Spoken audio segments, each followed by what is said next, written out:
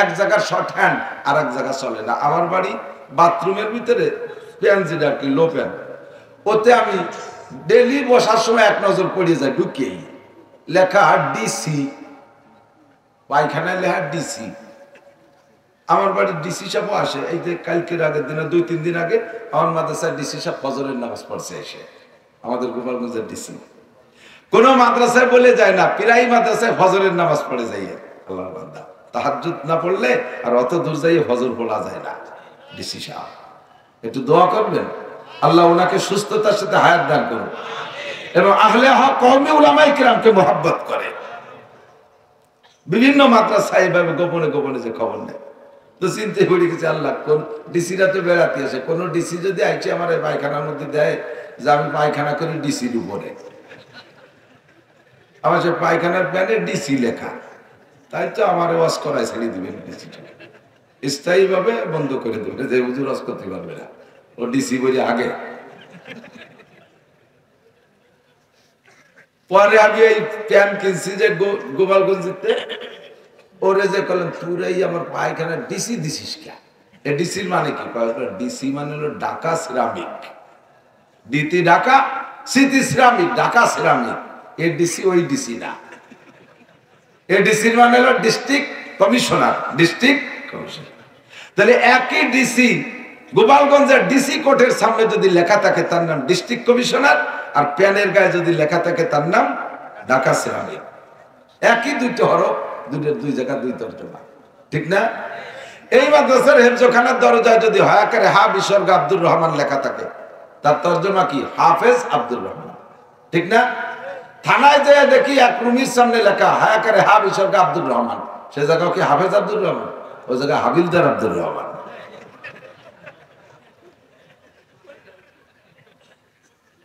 ঠিক না? তাহলে একই হরফ, এক এক জায়গায় এক এক তর্জমা। এই আলিফ লাম মিম এগুলো আল্লাহ লেয়ে পাঠাইছে, আল্লাহ বলে পাঠাইছে। তুই যত বলছিস এর তর্জমা কি বুঝবি? কদি দে তোরে এর মধ্যে নামতি কইছে কোন সোর গাজা খরিদ দল সব। দয়া করে ডা বিসর্গ, হাসপাতালের সামনে যদি দয়া করে ডা বিসর্গ আব্দুল মালিক, তার মানে কি? ডাক্তার আব্দুল মালিক। এরশাদ সিকদারের ঘরের সামনে যদি লেখা থাকে দয়া করে ডা বিসর্গ এরশাদ সিকদার, তার মানে কি? ডাক্তার এরশাদ সিকদার, ডাকাত এরশাদ সিকদার, ডাকাতের সাথে দয়া করে ডা বিসর্গ মানে ডাকাত, আর এই জায়গা দয়া করে ডা বিসর্গ মানে। তাহলে পরিভাষায় পার্থক্য হয়ে যায়, একই হরফের তর্জমা, ঠিক কি না? আল্লাহু আকবার। একটু কেমন কেমন হয়ে যায়, বোঝার জন্য কই, তাতে কি হবে নাকি? আর তো শিয়ের হাত দরকার। মুরব্বীরা চলে গেছে, আমাকে যেটা শিখেছে তা দিয়ে বসে খাই। একজন আমার সামনে বসা, বসে ওরে বলতেছি পরিভাষা, আপনার পুরুষাঙ্গ তো আগে ভালোই লম্বা ছিলাম, খাটো হয়ে গেল কি? ও গুছাই চাদর দিয়ে ঘিরে ঘিরে বসে বিস্কুট টিস্কুট খাইছি, চা পান খাইয়েটে খানিক করে আমি আবার কি ব্যাপার, আপনার পুরুষাঙ্গ তো আগে ভালোই লম্বা ছিলাম, খাটো হয়ে গেল কি?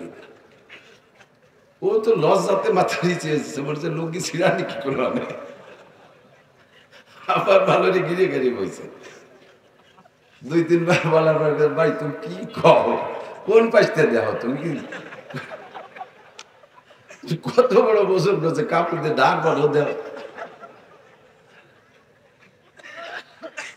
পুরুষাঙ্গ কারে কয়? যে অঙ্গের দ্বারা নারী আর পুরুষের পার্থক্য ঘটায় তার নাম পুরুষাঙ্গ না? তো এই দাড়ি কি মহিলাকে আছে? যদি কেউ করছে দুটি একটা হয়, তা তো ধরার বিষয় না। দাড়ি পুরুষের প্রতীক না, তাহলে দাড়ি কি পুরুষাঙ্গ না? কথা পায় না। যে অঙ্গ যে নারীর থেকে পুরুষকে আলাদা করে ওর নাম তো পুরুষাঙ্গ। তাহলে দাড়ি কি মহিলাকে আছে নাকি? দাড়ি পুরুষের না, তাহলে এই দাড়ি পুরুষাঙ্গ করা যাবে না। আপনার দাড়ি তো আগে লম্বা ছিল, এখন ছোট দেখতেছি, তাই করে পুরুষাঙ্গ আগে লম্বা ছিল, খাটো হলো কি?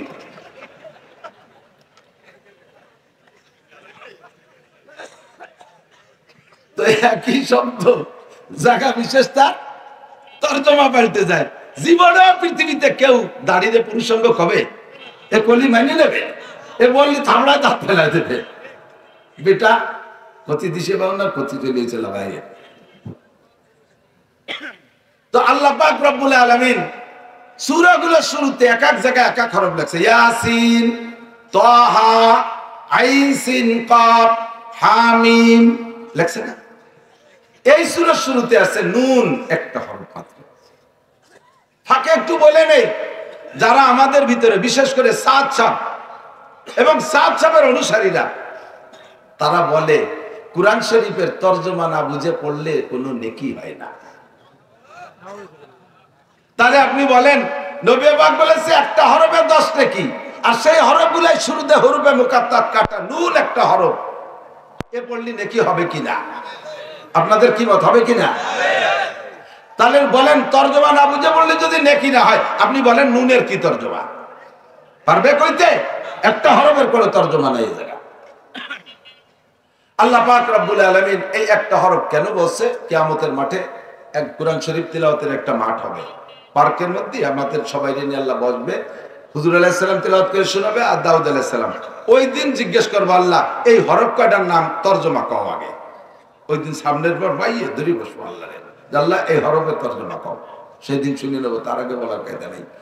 ওয়াল কলম, ওয়াও কসমের জন্য, উকসিমু বিল কলম, ওয়াল কলম মানে উকসিমু বিল কলম, আমি কলমের কসম খেয়ে বলি। কে বলে? আল্লাহ যদি বান্দাকে কোনো ওয়াজ করতে যায়, সে ওয়াজ বান্দায় খাইলেও আল্লাহর কিছু আসে যায় না, না খাইলেও কিছু আসে যায় না, মানলেও কিছু আসে যায় না, না মানলেও কিছু আসে যায় না। আল্লাহ নিজেই বলে দিয়েছেন ফামান শাআ ফালইউমিন, তোমার মনে চায় মানো, ফামান শাআ ফালইয়াকফুর, মনে চায় না মানো না। লা ইকরাহা ফিদ্দীন, আমি ধর্মের ব্যাপারে কোনো জবরদস্তি ছাড়ি নাই। আলিমুল হাকীম জাযাল্লাহু আন্না মুহাম্মাদাম মা হুয়া আহলুহু সুবহানাল্লাহি ওয়া বিহামদিহি সুবহানাল্লাহিল আযীম। রব্বি ইশরাহ লি সাদরি ওয়া ইয়াসসির লি আমরি واحلل عقدة من لساني يفقهوا قولي رب زدني علما اللهم أرنا الحق حقا وارزقنا اتباعه وأرنا الباطل باطلا وارزقنا اجتنابه। সকলে বলি আমিন। মোহাব্বতের সাথে একটু দুরূদ শরীফ পড়ি। আল্লাহুম্মা সাল্লি আলা মুহাম্মাদ ওয়া আলা আলি মুহাম্মাদ কামা সাল্লাইতা আলা ইব্রাহিম ওয়া আলা আলি ইব্রাহিম ইন্নাকা হামিদুম মাজিদ। اللهم بارك على محمد وعلى آل محمد كما باركت على إبراهيم وعلى آل إبراهيم إنك حميد مجيد। ঐতিহ্যবাহী পুরুড়া মাদ্রাসা কর্তৃক আয়োজিত বাৎসরিক নুরানি কোরআনী মাহফিলের সম্মানিত সভাপতি, অত্র মাদ্রাসার সুযোগ্য সুদক্ষ সাহেবে নিসবত হযরত মোহতামিম সাহেব হুজুর হাফিজাহুল্লাহ, মাদ্রাসার যোগ্য মুহাদ্দিসিনে কিরাম, আসাতিজায়ে কিরাম, আজিজান তুলাবা, আজকের মাহফিল উপলক্ষে দাওয়াতি উলামায়ে কিরাম, এ অঞ্চলের অনেক অনেক উলামায়ে কিরাম, আইম্মায়ে মাসাজিদ, আমার প্রাণ প্রিয় দেশবাসী, আল্লাহ তাবারাকা ওয়া তাআলার শাহী দরবারে শুকর আদায় করি যে আল্লাহ পাক রব্বুল আলামিন আমাদের হাজারো নাফরমানি করা সত্ত্বেও আমাদেরকে সুস্থ রেখেছেন, বাঁচায় রেখেছেন, হাজারো লাখ নিয়ামত রাজি দিয়ে আমাদেরকে লালন পালন করে যাচ্ছেন। আমাদের হাজারো অপরাধ থাকা সত্ত্বেও সেভাবে আল্লাহ তাআলা গজব আযাব বালা মুসিবত দিয়ে আমাদেরকে ধ্বংস করে দিচ্ছেন না। সর্বোপরি একজন বুজুর্গ সাহেবে ইলম, সাহেবে শরিয়াত, সাহেবে মারিফাত, বুজুর্গর প্রতিষ্ঠিত মাদ্রাসায় হযরতের জীবদ্দশায় যেমন আসতাম, হযরতের ইন্তেকালের পরও আবার তেমনই আসার তৌফিক ইনায়েত করেছেন। দেশের বিখ্যাত আহলে হক, জি ইস্তেদাদ, যোগ্য আহলে হক উলামায়ে কেরামের মাধ্যমে এতক্ষণ পর্যন্ত অনেক কথা শোনার সুযোগ করে দিলেন। শুকর আদায় করি আলহামদুলিল্লাহ। শেষ দিক এসে আমিও শুকর আদায় করি, আমার মতো একজন আনপড়, মূর্খ, অশিক্ষিত, বেআমল, বেঢঙ্গা, বেমানান, যত প্রকারের নরমাল সিফাত আছে সব সিফাতের অধিকারী আল্লাহ পাক আমাকে এখানে দোয়া নেওয়ার সুযোগ করে দিয়েছেন। আমি পড়ি আলহামদুলিল্লাহ। বড়দের ভিতরে আল্লাহ তাআলা একটা রোগ দিয়ে থাকেন। উলামায়ে কিরাম রোগকে রোগ বললে বোঝে বিদায় এর ব্যাখ্যা দিতে প্রয়োজন মনে করি না। তো বাংলায় তো রোগের বাংলা হলো গাম্ভীর্য। বড়দের উপস্থিতি জীবদ্দশায় একটা গাম্ভীর্য থাকে, যেই গাম্ভীর্য যার মধ্যে থাকে সাধারণত তার দিক তাকায় কথা বলা যায় না। আড়ালে অনেক কিছু বলা যায়, এই করব, সেই করব, ওই করব, দেখা খালি বা ওই আটের মধ্যে গলা চেপে ধরবো, ইত্যাদি ইত্যাদি। চোখের সামনে আসলে অনায়াসে মাথা নিচু হয়ে যায়, কিছু করা যায়। একে বলে গাম্ভীর্য। এই গাম্ভীর্যটা যাদের জীবদ্দশায় থাকে তাদের ইন্তেকালের পরে ওই এলাকায় অনেক দিন পর্যন্ত এই গাম্ভীর্য রোগটা বিরাজ করে। সাতক্ষীরা জেলার শ্যামনগর থানা একেবারে শেষ মাথায় বংশীপুর মাদ্রাসা, ওই মাদ্রাসার মাহফিলে গিয়েছি। এক আজীব কারামত সেখানে আছে। স্বাধীনের কিছু আগে ওখানে একটা বড় মাটির ঢিবি ছিল। আমাদের দক্ষিণবঙ্গে তো এ সাইডে তো পাহাড় পর্বত টিলামিলা নাই, জায়গায় জায়গায় উঁচু উঁচু ট্যাক বলতো, ট্যাক। তো এটা সে ট্যাক সাইজের চাইতে বেশি উঁচু, মোটামুটি একটা 20-25 হাত উঁচু একটা টিলার মতো। সুন্দরবনের একেবারে নিকটে। ওর পরে শ্যামনগর একদিকে, এই মুন্সিগঞ্জ একদিকে, ভ্যাটখালি আর একদিকে, এরপরে যে ট্যাংরাখালি, তারপরে কালিন্সি, ওখান দিয়ে সুন্দরবন। তো ওই ট্যাগটার উপরে, টিলাটার উপরে ঘাস, পাবলিকে ঘাস টাস কাটে, সুন্দরবনের দুই একটা গাছও পর্যন্ত চলে আসছে। হঠাৎ করে একদিন বৃষ্টি নরম মাটিতে এক পাবলিক ঘাস কাটতে যেয়ে কাশির মাথায় শক্ত মনে হচ্ছে। তখন উনি কাশি দিয়ে ধাক্কা মেরে উঠায় দেখে শক্তই। উনি পাথর মনে করে আর একটু খুঁজছে কাঁচি দিয়ে, দেখে যে আরো বেরোয়। এরপরে বাড়িতে কোদাল আনছে, যা আমি শুনেছি ওখানে। কোদাল এনে মাটি সরাইছে, এরপরে লোকজন চলে আসছে। সরাইতে সরাইতে সবাই সরাই দেখে 5টা গম্বুজ বিশিষ্ট একটা মসজিদ। ভিতরের মাটি সব বের করে ফেলছে পরিষ্কার করে। 8 ফিট মোটা ওয়াল, 8 ফিট মোটা ওয়াল, 5টা গম্বুজ, 5টা রুম, প্রত্যেক রুমে এক একটা মেহরাব আছে। দুই পাশে দুই 4 রুম, মাঝখানের রুমের মেহরাবটা একটু বড়। এভাবে বানাইছে কেন? 5টা রুমেই 5টা মেহরাব আছে, কি জন্য সেটা জানি না। তবে একটু অনুমান করা যায় মেহরাব মানেই হলো যুদ্ধের অস্ত্র রাখার ঘর, অস্ত্রাগার। হতে পারে সে আমলে মুসলমান কাফেরদের সাথে যে যুদ্ধ হতো, পর্যাপ্ত অস্ত্র যা ছিল ওই মেহরাবের মধ্যে রাখার জন্য বেশি মেহরাব বানাইয়ে ওখানে রাখতেন।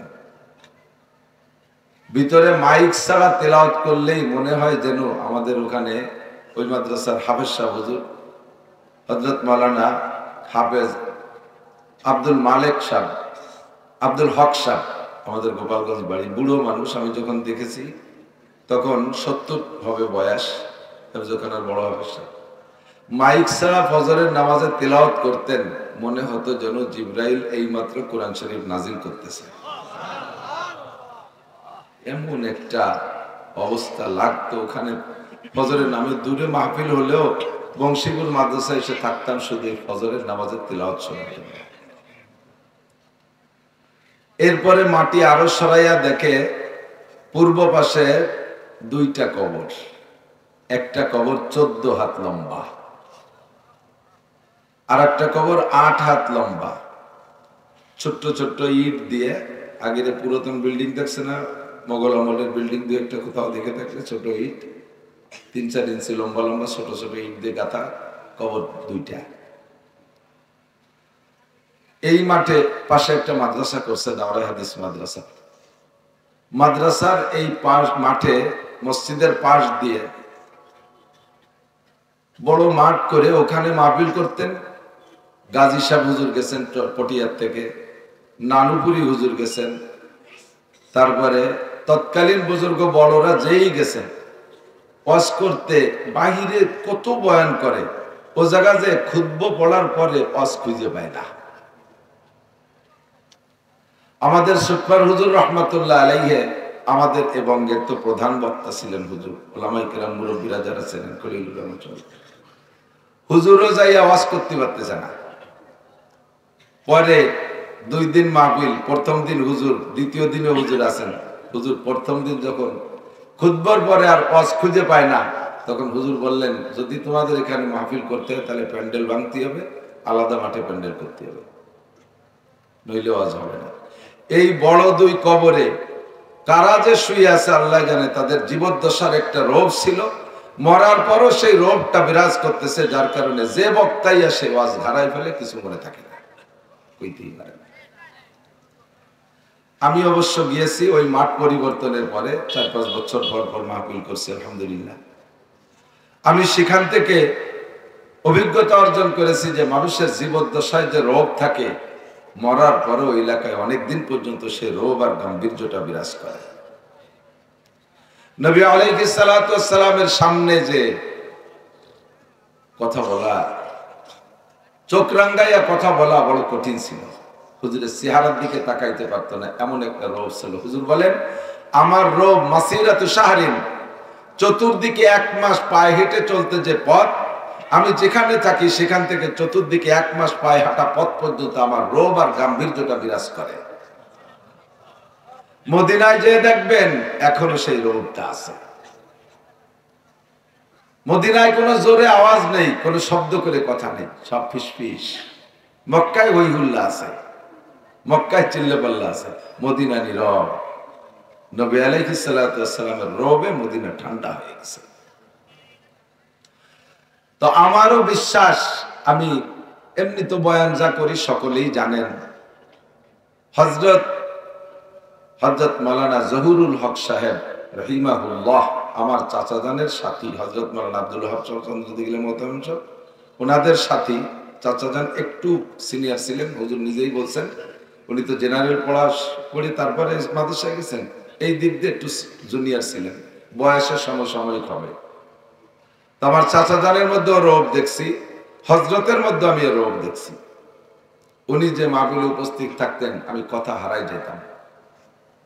সেই মানুষটা আপনাদের মাটিতে শুয়ে আছে, বলতে গেলে কষ্ট হয়। আল্লাহ তাআলা এনাদেরকে যদি আরো কিছুদিন বাঁচায় রাখতেন, কমপক্ষে দেখে দেখে একটা ফৈজ ও বরকত আমরা নিতে পারতাম। আদমিয়া গমশুদন্দ মুলকে খোদা কর গেরে, আদমিয়া গমশুদন্দ মুলকে খোদা কর গেরে, সদরে নাশিন সদ সে গালো জাগ জাগন পুরকশির, ইজ্জতে দানা গুজশতো নৌবতে নাদা রসিদ, কব কহো মাদর গুজশতো জাগ জাগন পুরকশির, জাগা জাগা গিরফতো বুলবুলা হয়রা পরীদ, सोहबते आदिल गुज़श्त दौर बे आदिल नसीब সব বড়রা চলে গেল আমাদেরকে এতিম করে ফেলে মাহফিলে গেলে সাক্ষাৎ করতাম হাতটা ধরে বুকের সাথে লাগাইতো প্রত্যেকবার দেখা হলে বলতো আব্দুল হক ভাইজান আমাকে অনেক ভালোবাসতেন আমার চাচাজানের কথা বলতো সাবাস দিতেন সাহস দিতেন হিম্মত দিতেন বলতেন আমরা চলে যাব পরে আপনারা থাকবেন মাঠ ধরে রাখবেন মাঠে বয়ান করবেন কিতাব পড়ানোর অনেক আলেম আছে মাঠে কথা বলার মানুষের অভাব আছে এজন্য এভাবে হুজুর আমাদেরকে উৎসাহিত করতেন মিজানকে উৎসাহিত করতেন লেখক ভাইকে বলতেন আমাকে বলতেন আরো আমার বিশ্বাস হুজুরের যারা আছে ছাত্র হুজুরের মুহিব্বিন সকলকে হুজুর মাঠে বয়ান করার জন্য উৎসাহিত করতেন হাফেজ ছিলেন না তবে বয়ানের ভিতরে এত আয়াত পড়তেন মনে হতো যেন হুজুর হাফেজ কথা বলেন আপনারা দোয়া করবেন না হুজুরের জন্য আল্লাহ হুজুরকে জান্নাতুল ফিরদাউসের আলা মাকাম দান করে হুজুরের সন্তানদেরকে আল্লাহ তাআলা ওই তরজ তরিকায় চলার তৌফিক দান করে লফজের ভুলচুক হয়ে গেলে আল্লাহ তাআলা যেন কুদরতি নজরে হাত দিয়ে হেফাজত করে তো বলেন আমিন আমার শরীরও খুব খারাপ গলা নষ্ট হয়ে গেছে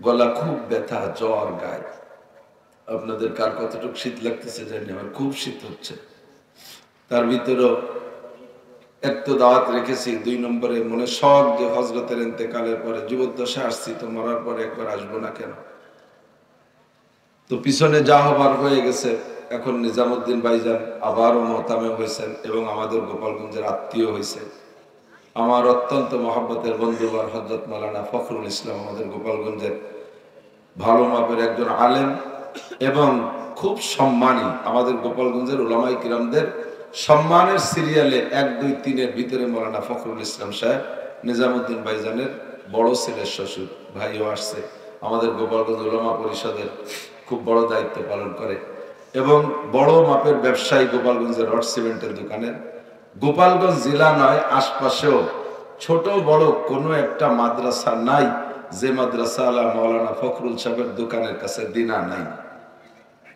যারা যত বড় মাদ্রাসা তারা তত বড় দিনা আমি আজ থেকে 5 বছর আগে রডের টাকা দিনা রয়েছে 4.5 লাখ টাকা একবারও চায় না কের কাছে চায় না গহরডাঙ্গা মনে 50 লাখ টাকা পাবে চায় না হালকাতার সময় হয়তো একটা চিঠি পাঠায় দেয় কোনো পিড়ে নেই কোটি কোটি টাকা মাদ্রাসার ভিতরে ছড়ানো ছিটানো রয়েছে বড় বিভিন্ন মসজিদে আল্লাহ তাআলা আমার ভাইকে আরো বড় করে দিক একটু বলেন আমিন এভাবে তার খেদমতটা দেশের উপরে ছড়াই দিক বলেন আমিন উনি অ্যাক্সিডেন্ট করে প্রায় মারাই গেছে আমরা মনে মরে যাবে 3 মাস পর গড়ে হুশ আসছে খুব অসুস্থ মানুষ বেড়াইতে আসছে জামাই বাড়ি বিয়ে বাড়ি আমি শুনে বড় খুশি হয়েছি আলহামদুলিল্লাহ যে ভালো জায়গা আত্মীয়তা করেছে সেই হিসেবে এতদিন মুখস্থ থাকলে এখন আপনারা আমাদের আত্মীয় আর আগের যে পিসাবরা ছিলেন ওনাদের কাছে আমাদের বাপ-দাদারা মুরিদ ছিলেন সেই হিসেবে আপনারা সবাই আমাদের পীর আমরা আপনাদের মুরিদ আপনারা মাঠে যারা আছেন সবাই আমার পীর আপনারা পূর্ব এলাকার মানুষ আমি ওই দক্ষিণের মানুষ আমি আপনাদের কাছে মুরিদ তো অসুস্থতার ভিতর দিয়ে অল্প কয়েকটা কথা বলবো এর মধ্যে ভাই লেখক সাহেব চলে আসবে কষ্ট হচ্ছে আপনাদের এই শিশিরের পানি এলো আমাদের জন্য বিষের মতো কাজ করে 1 ফোঁটা পানি মাথার তালুতে পড়লে একেবারে সারা গা শীত হয়ে যায় বয়ান বহু তর্জ তরিকা নিয়ে উলামায়ে কেরাম করে বয়ানের শুরুতে প্রত্যেকের একটা ফিকির থাকে আমি কি বলবো না বলবো আজকে শরীর অসুস্থ থাকার কারণে কোনো সাইড নিয়ে আমি কথা বলার ফিকির করে আসিনি ফতোয়ার কিতাবে ফতোয়া এবং হাদিসের কিতাবে হাদিসগুলো ফতোয়াগুলো সেট করতে লেখকরা একটা সিস্টেম করে প্রথম কিতাবুল ঈমান সম্পর্কে আলোচনা করে এরপরে কিতাবুত তাহারাত পবিত্রতা সম্পর্কে ঈমানের পরেই কি লাগবে পবিত্রতা লাগবে না 3 নম্বরে কিতাবুস সালাত পবিত্রতার পরেই অজু গোসল করে কি করা লাগে? নামাজ পড়া লাগে। এই জন্য নামাজের বয়ান। এরপরে নামাজের বয়ানের শেষ দিক যাইয়া বলতে বলতে কিতাবুল জানায়েজ, জানাজার নামাজ আছে, সেই হিসেবে ওই নামাজের সাথে বলে দেন। এরপরে কিতাবুল হজ লেখেন কেউ, কেউ কিতাবুল জাকাত লেখেন, কিতাবুল উজহিয়া কুরবানির বয়ান ইত্যাদি ইত্যাদি ধারাবাহিকভাবে লেখেন। তো ফতোয়ার কিতাবে, হাদিসের কিতাবে আছে শেষ দিক যাইয়া শিরোনাম বাদ দিয়ে একটা শিরোনাম দেয়, তার নাম হলো বাবুল হাজরে ওয়াল ইবাহা। বিশেষ করে ফতোয়ার, আমি কিন্তু মুফতি না, তো ফতোয়ার কিতাব মোতালা করি, তাই দেখতে দেখতে একটু বুঝ পাইছি আর কি। আমি ভালো ভুল হয়ে যাতি, আরে ওলামা মুফতিরা থাকলে শিখিয়ে দেবেন। তো বাবুল হাজরে আল ইবাহা এর ভিতরে এক মানে বিভিন্ন ভ্যারাইটিস, যখন যেটা মনে আসে সেইটা সেইভাবে লেখছে, এলোমেলো মাসালা। দেখা গেল অজুর মশলা লেখছে, পট করি আবার কুরবানির একটা লিখে ফেলাইছে, শেষ হতি না এটা শেষ করি আবার তালাকের মশলা একটা লিখে ফেলাইছে, যেগুলো আগে সিরিয়ালের ভিতরে ঢুকতে পারে নাই, পরে এগুলো আসছে এলোমেলো ভাবে এই দিয়ে একটা শিরোনাম দিয়ে বাবুল হাজরে আল ইবাহা। আমিও হাজরে আল ইবাহার মতো আজকে মাথায় যা আসে তাই কিছু বলবো বলে নিয়ত করছি, যদি আল্লাহ বলায়। সূরা কলমের শুরুতে একটু পড়েছি, সূরা কলম 29 নম্বর পারা, দ্বিতীয় সূরা। আমি হাফেজ না, যেটুকু পারি আর কি, তবে আল্লাহর কাছে শুকর আদায় করি। হাফেজ না তো বয়ানে বসলে যে আয়াতটা দরকার, ওই আয়াতের যতটুকু দরকার আমার সামনে এসে যায়, আল্লাহ তাআলা শিখাই দেয়, আলহামদুলিল্লাহ। হাফেজ হইতে পারলে আরো ভালো হইতো। সূরা মুলুকের পরে দ্বিতীয় নম্বর সূরা 29 নম্বর পারায় সূরা কলম। শুনতেছেন সবাই? আপনারা একটু শুনলে আমি কিছুক্ষণ পারবানি, না শুনলে কিন্তু পারবো না। শুনতেছেন তো? আল্লাহ সবাই ভালো রাখুন, বলেন আমিন। ওই যে পিছনে যারা আহলে হাদিসা লাগে মতো বই ছানা বাঁধতে দাঁড়ায় রয়েছে, তারা বসবে না? বসেন বসেন। আবার বেশি জোড়া জোরে হলে এটি চলে যাবে। কেড়া কয় নাকি, কেড়া কেন্দ্র আমাকে দিবে, ছোট ছোট পা বলে লম্বা লম্বা আস্তে আস্তে আটে না কেন্দ্র, ও তো আস্তে আটে, তো জোরে দৌড়ে না, উল্লা পিবলে তো সেল্লা বেল্লা দৌড়ে। ও আস্তে আস্তে নিরিবিলি ভাবে খুব গাম্ভীর্যের সাথে বুদ্ধির সাথে আটতে দেয়, আজাগা কুজাগা দিয়ে আটে না। তো ওরা আস্তে আটার দিয়ে যদি ঠেলা দেন, যত আস্তে আটলে তুই সালতা যাবে নি কবে, একটু জোরে আট। ও ঠেলা দিলে কি জোরে আটে? গোলাইয়ে পয়সা হয়ে গেছে, পারবো না আটতে পারলে তুই এটি বেড়ে গিয়ে। যারা দাঁড়ানো আছে তাকে যদি বসার জন্য জোড়া জোরে পারবো না, সত্যি চলে গেলাম, আর এক মুশকিল। এই জন্য বসতে পারলে ভালো হবে, চলে গেলি না যাওয়ার জন্য অনুরোধ। আল্লাহ সূরার নাম কলম। সূরার নাম কি? কলম। এর শুরুতে একটা হরফ দিয়ে আল্লাহ তাআলা শুরু করেছেন, যে হরফকে আরবিতে বলে হরফে মুকাত্তা, হুরুফে মুকাত্তাআত, কাটা কাটা হরফ। কোরআন শরীফের অনেক সূরার শুরুতে আছে, একেবারে দ্বিতীয় সূরা, বড় সূরা, সূরা বাকারা শুরুতেই তো আছে আলিফ লাম মিম, আছে না? এতে কি জের জবর দিয়ে আছে নাকি? আলামা, আলিমা, উলিমা এরকম দিয়ে আছে নাকি? ওরে পড়াও লাগে কিভাবে? আলিফ লাম মিম, একটু পড়ি গেলাম, এভর্তি তো রোজু লাগতেছে না। আর কোরআন শরীফের হরফ নিয়ত করে পড়েন, আপনাকে 90টা নেকি দেওয়া হবে। 3 হরফে 30 নেকি, 3 হরফে মান করা হারফা মিন কিতাবিল্লাহ ফালাহু হাসানাতুন ওয়াল হাসানাতু বিআশরি আমসালিহা। ক্বালা মুহাম্মাদুর রাসূলুল্লাহ সাল্লাল্লাহু আলাইহি ওয়াসাল্লাম, যে ব্যক্তি কোরআন শরীফ থেকে একটা হরফ পড়বে, আল্লাহ তাআলা তাকে 10টি নেকি দান করবে। হুজুর এই আলিফ লাম মিম 3টে হরফ পড়ার পরে নিজেই বলছেন, আমি বলি না যে আলিফ লাম মিম 3টে হরফ মিলে একটা হরফ, এটা 3টে হরফ। এরপরে আবার মুফাসসিরিনরা কয়, ওরে ভাঙ্গাইলে বের হবে 9টা হরফ। কয়টা? আলিফ লিখতে 3 হরফ লাগে, বানান করেন, এজে করেন আলিফ রে, হামজা জবরা লাম জাল্লি ফাদুই পেশুন আলিফুন, এতে হয় আলিফ। লাম লিখতে 3 হরফ, লাম আলিফ জবর লা মিম দুই পিশ মেন মুন লামুন, তাহলে লাম লিখতে 3 হরফ। মিম লিখতে 3 হরফ, মিম ইয়েজের মি, মিম দুই পেশ মুন মিমুন, তাহলে আর 3 হরফ। 3 হরফ পড়লে 9 হরফ হয়ে যায়, আপনাকে আল্লাহ তাআলা 90টা নেকি দান করবে। এই জায়গায় তো আইসি নেকি কামাই করতে যেভাবে পারা যায়, কথা কন না কেন? তাহলে একবার পড়ে বলে আলিফ লাম মিম, এটা হরফে মুকাত্তাত, কাটা কাটা হরফ। এর তর্জমা নিয়ে পাগলামি করা যাবে না। সব মুফাসসিরিন, হযরত মাওলানা আব্দুল কাইয়ুম সাহেব বলেছেন, আব্দুল্লাহ ইবনে আব্বাস রাইসুল মুফাসসিরিন, উনি বলেন, উনি সহ সব মুফাসসিররা বলছে আল্লাহু আ'লামু বিমুরাদিহি বিযালিকা, এই হরফের তরজমা একমাত্র কে জানে? আল্লাহ। আমাদের কিছু জৈট মৈস বাউল বয়াতি আছে না, হ্যাঁ, জারি গানের বয়াত, ওরে বাবা, ইলমে শরিয়াত মারিফাতের সাগর, দাড়ি দিয়ে মোজ দিয়ে জট দিয়ে চুল দিয়ে একেবারে হনুমান, ঠিক না? মোজ কাটে না কতকাল, তার ঠিক আছে? যে মোজ কাটে না সে কি আর কোন জায়গার কাটারটা কাটে? নাম করলাম না। ওরে গোসলের চুলা তো জামা গেঞ্জি কোলে, ওর বগলে বাবরি 7.5 লেখত ভাই সুন্দর কয়, ওর 2 বগল সাফ করলে একখান রান্নাঘরের 1 সালে সাউন্ড নিয়ে যাবে, সর কিনা লাগবে না।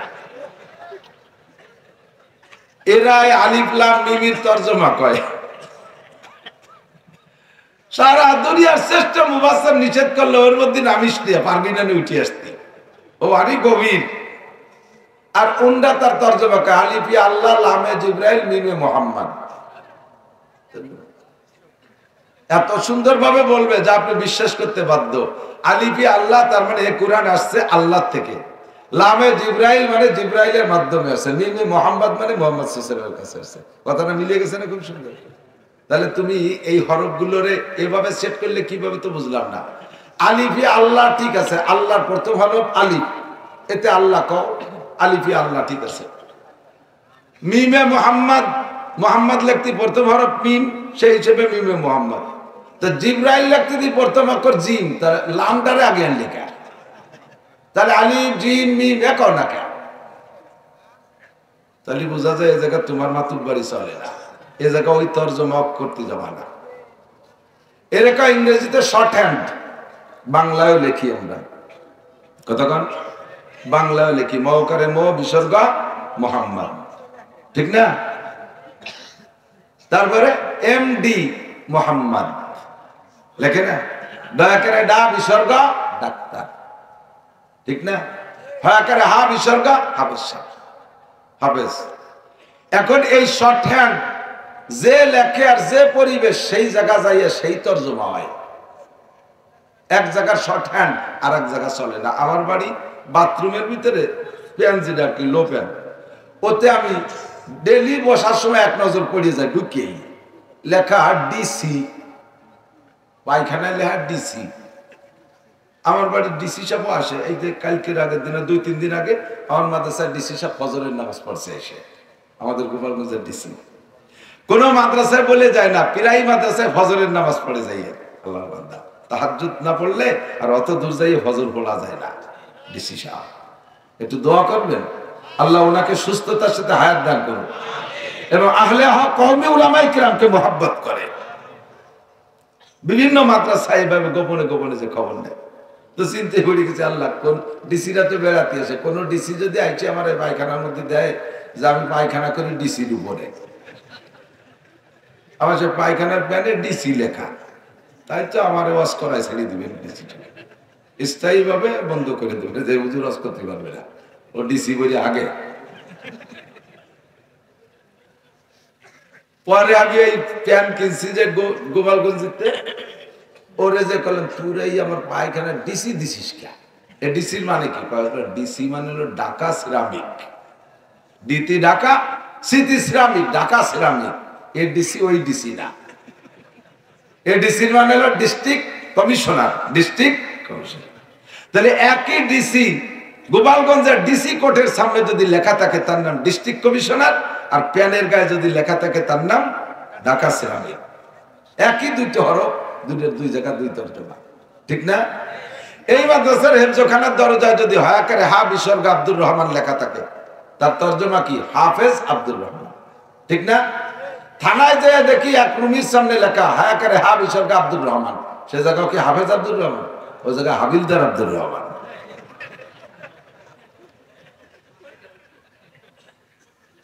ঠিক না?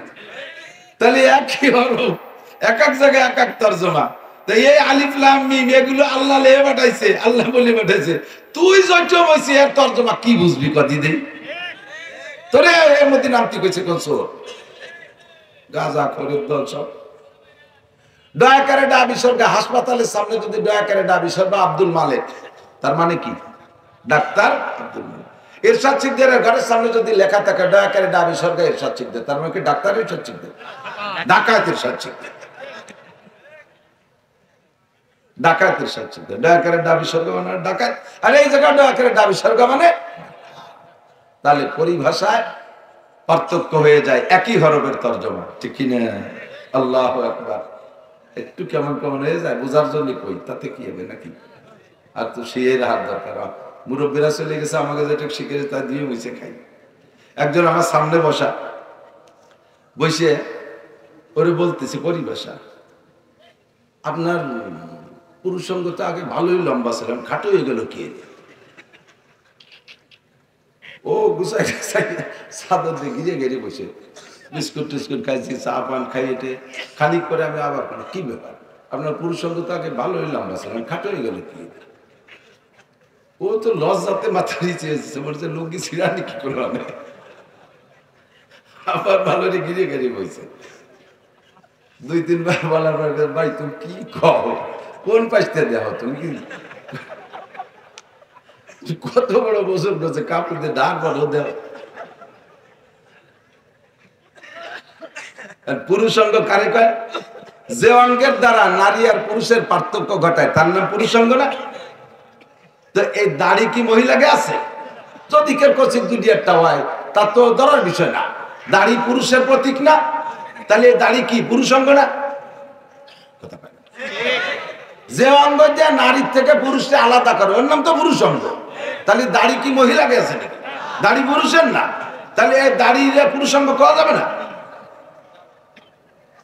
আপনার দাড়ি তো আগে লম্বা ছিল, এখন ছোট দেখতেছি, তাই কোন পুরুষ অঙ্গ আগে লম্বা ছিল, খাটো হলো কি?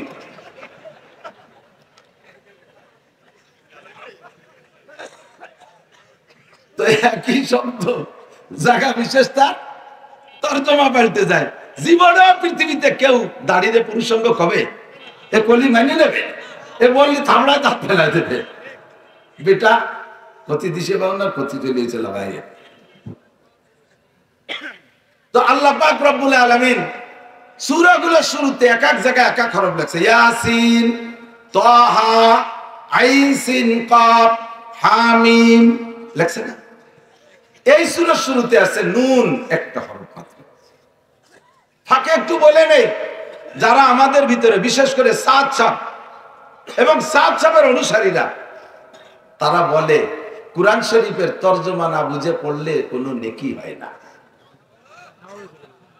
তাহলে আপনি বলেন নবী পাক বলেছে একটা হরফে 10 নেকি, আর সেই হরফগুলাই শুরুতে হরফে মুকাত্তাত কাটা, নুন একটা হরফ, এ পড়লে নেকি হবে কিনা? আপনাদের কি মত, হবে কিনা? তাহলে বলেন তর্জমা না বুঝে পড়লে যদি নেকি না হয়, আপনি বলেন নুনের কি তর্জমা পারবে কইতে? একটা হরফের কোনো তর্জমা নেই এই জায়গা। আল্লাহ পাক রব্বুল আলামিন এই একটা হরফ কেন বলছে? কিয়ামতের মাঠে এক কুরআন শরীফ তিলাওয়াতের একটা মাঠ হবে, পার্কের মধ্যে আমাদের সবাই নিয়ে আল্লাহ বসবে, হুজুর আলাইহিস সালাম তিলাওয়াত করে শোনাবে, আর দাউদ আলাইহিস সালাম। ওই দিন জিজ্ঞেস করবো আল্লাহ এই হরফ কয়টার নাম তর্জমা কও আগে। ওই দিন সামনের পর বাইয়ে ধরে বসবো আল্লাহরে, আল্লাহ এই হরফের তর্জমা কও। সেই দিন শুনে নেবো, তার আগে বলার কায়দা নেই। ওয়াল কলম, ওয়াও কসমের জন্য, উকসিমু বিল কলম, ওয়াল কলম মানে উকসিমু বিল কলম, আমি কলমের কসম খেয়ে বলি। কে বলে? আল্লাহ যদি বান্দাকে কোনো ওয়াজ করতে যায়, সে ওয়াজ বান্দায় খাইলেও আল্লাহর কিছু আসে যায় না, না খাইলেও কিছু আসে যায় না, মানলেও কিছু আসে যায় না, না মানলেও কিছু আসে যায় না। আল্লাহ নিজেই বলে দিয়েছেন ফামান শাআ ফালইউমিন, তোমার মনে চায় মানো, ফামান শাআ ফালইয়াকফুর, মনে চায় না মানো না। লা ইকরাহা ফিদ্দীন, আমি ধর্মের ব্যাপারে কোনো জবরদস্তি ছাড়ি নাই। ফামান শাআ ফালইউমিন ওয়া মান শাআ ফালইয়াকফুর, তবে তুমি জেনে নাও মান ইহতাদা ফা ইন্নামা ইয়াহতাদি লিনাফসি ওয়া মান দাল্লা ফাইন্নামা ইয়াদিল্লু আলাইহা। তুমি যদি হিদায়াতের বাণী গ্রহণ করো, তুমি যদি ঈমান গ্রহণ করো, এর বেনিফিট তুমি পাবা। আর তুমি যদি গুমরাহির পথ বেছে নাও, কাফের মুশরিক বেঈমান মুরতাদ হয়ে যাও, বেআবল হয়ে যাও, এর একটা বোঝা আছে, ওই বোঝাটা তোমাকে বহন করিতে হইবে। আল্লাহ তাজিরু ওয়াজিরাতুম বিজরা উখরা, একজনের বোঝা আরেকজন বয়ে দেবে না, বহন করে দেবে না। তুমি জেনে নাও, আমি আল্লাহ পাক তোমাকে দুনিয়ায় ঈমানের ব্যাপারে উন্মুক্ত করে দিয়েছি। মনে চাইলে কলেমা পড়ে মুসলমান হও, আর মনে চাইলে তুমি কলেমা বাদ দিয়ে কাফের মুশরিক হিন্দু বৌদ্ধ খ্রিস্টান হয়ে যাও। এই জগতে আমি তোমাকে স্বাধীনতা দিয়েছি বান্দা। সারা দুনিয়ার সব মানুষ যদি মুসলমান হয়ে যায়, আল্লাহ পাক যেই চেয়ারে বসা আছে তার চেয়ে একটা বড় চেয়ার বানায় উঠে বসবে না। সারা দুনিয়ার সব মানুষ যদি কাফের হয়ে যায়, আল্লাহ পাক রাগ করে চেয়ারেতে নেমে নিচে পাটি বিছিয়ে বসবে না। কেউ আর আল্লাহ কয় না খালি খালি চেয়ারেতে লাভ কি, এই কেউ কেল্লা নেমে বসবে না। আল্লাহ কয় আমাকে আল্লাহ বললে ভোট দিলি তোর লাভ, আর আমারে আল্লাহ বলে ভোট না দিলি তোর লস। বিজিএফ কার্ড দেওয়ার সময়, ভোট বিতরণের সময় বিজিএফ কার্ড বিতরণ হবে, হবে না? দুনিয়ায় চেয়ারম্যানরা এসে ভিজিএফ কার্ড বিতরণ করে, আল্লাহ পাক কিয়ামতের ময়দানে ভিজিএফ কার্ড বিতরণ করবে। ওই কার্ডের নাম হলো আমলনামা। ফামানুতিয়া কিতাবাহু বিয়ামিনিহি, যেই ব্যক্তির হাতে ডান হাতে আমলনামা দেয়া হবে, ফাসাউফা ইউহাসাবু হিসাবান ইয়াসীরা, কুরআনের ভাষায় বলে হিসাবান ইয়াসীরা। নবী পাক বলেন তারে বিনা হিসাবে জান্নাতে পাঠাই দেয়া হবে। ওয়া আম্মা মান উতিয়া কিতাবাহু বিশিমালিহি, আর যার বাম হাতে আমলনামা আসবে বন্ধু, খবর তার হয়ে যাবে। ওই দিন বুঝবা ভোট না দেওয়ার ফলাফল কাকে বলে। তোমারে উন্মুক্ত করে দিয়েছি, স্বাধীন করে দিয়েছি। মনে চাইলে ঈমান আনো, না মনে চাইলে ঈমান আনো না। দুনিয়ায় কোনো প্রেসার নাই, লা ইকরাহা ফিদ্দিন, জবরদস্তি নাই। ভালো করে বোঝেন, ধর্মের ব্যাপারে কোনো জবরদস্তি নাই।